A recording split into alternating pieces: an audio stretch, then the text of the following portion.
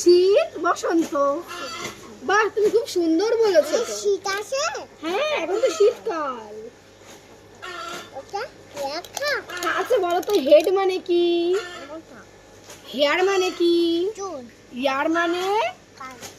Nose মানে? I মানে? I মানে কি?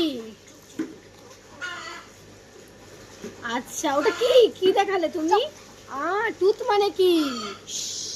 ওটা কি? আচ্ছা, টুথ মানে কি বলো? আর লিপ মানে কি?